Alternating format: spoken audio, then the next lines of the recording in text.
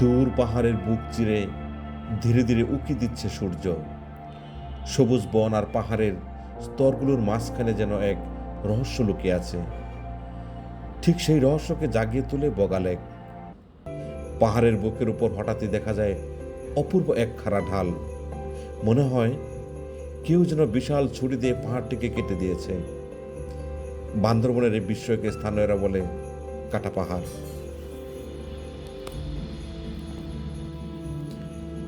রুমা বাজার থেকে কেওক্রাডং যাওয়ার এক গুরুত্বপূর্ণ পয়েন্ট এই কাটা পাহাড়। পাহাড়টির গঠন এমন খাড়া, এমন ধারালো, যেন প্রকৃতি নিজের হাতে একটি বিশাল দেয়াল খোদাই করে রেখেছে। পর্যটকদের কাছে এটি শুধু এক পাহাড় নয়, এটি মাইলস্টোন, এটি থামার জায়গা। ভোরের নরম আলো বা বিকালের সোনালি রোদ, যে আলোই পড়ুক, কাটা পাহাড় বদলে ফেলে নিজের রং আর চরিত্র।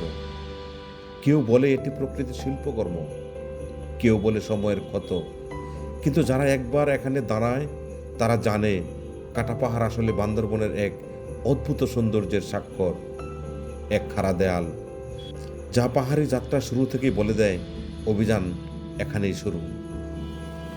রুমা বাজার থেকে শুরু হয় জিপ আর চাঁদের গাড়ির অভিযান। পাহাড়ি আঁকাবাঁকা পথ, দুপাশে গভীর বন আর নিচে ঝর্ণার গর্জন। এই পথটাই যেন আলাদা একটি গল্প। কখনো সরু রাস্তা, কখনো খাড়া উঁচু ঢাল, যেন প্রত্যেকটি বাঁক মনে করিয়ে দেয় পাহাড়ের নিজস্ব শক্তিকে। রুমা উপজেলার দুর্গম পাহাড়ি অঞ্চলে 2400 ফুট উচ্চতায় অবস্থিত বগা লেক, যাকে স্থানীয় মারমা জনগোষ্ঠী বগা কাইন লেক নামে চেনে। একসময় বহু লোক এই লেককে বাংলাদেশের সবচেয়ে রহস্যময় লেক বলতেন, কারণ প্রকৃতি এখানে সৃষ্টি করেছে এমন এক রং, এমন এক নীরবতা, যা অন্য কোথাও দেখা যায় না। পাহাড়ের কোলে তৈরি এক প্রাকৃতিক জলধারাকে অনেকে বলেন দেবতার আশ্রয়স্থল, যার জন্ম ইতিহাসে আছে রহস্য। স্থানীয় মারমা তৎসংদের মতে বহু বছর আগে পাহাড়ে বাস করত এক ভয়ঙ্কর দৈত্য। মানুষের দোয়ায় দেবতা ক্ষুব্ধ হয়ে পুরো পাহাড় ধসিয়ে দেন। সেই দশে তৈরি হয় বড় একটি খাদ, আর সেই খাদে জমে যায় পানি।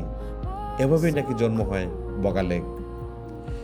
কিন্তু বিজ্ঞানীরা বলেন এটি এক ধরনের ল্যান্ডসাইড ড্যাম লেক, যেখানে পাহাড় ধসে একটি অংশ বন্ধ হয়ে পানি জমে লেক সৃষ্টি হয়েছে।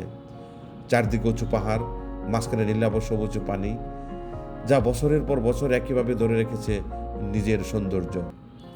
লেকের পানি একবার দেখলে মনে হবে এটি যেন আকাশের রং নিয়ে বসে আছে, কখনো নীল, কখনো সবুজ, কখনো কালচে। হাওয়া বদলালেই বদলে যায় রং।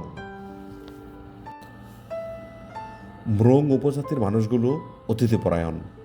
তাদের বাঁশের ঘর, রান্নাবান্না, স্মিত হাসি, সবকিছুতে রয়েছে সরলতার সৌন্দর্য। কেওক্রাডং যাওয়ার উদ্দেশ্যে আপনি যদি এখানে রাত্রি যাপন করেন, তাহলে তাদের রাতের খাবারের মেনুতে থাকবে মুরগির ঝোল, পাহাড়ি লঙ্কা আর উষ্ণ ভাত। যাত্রা বিরতিকে করে তোলে আরও স্মরণীয়।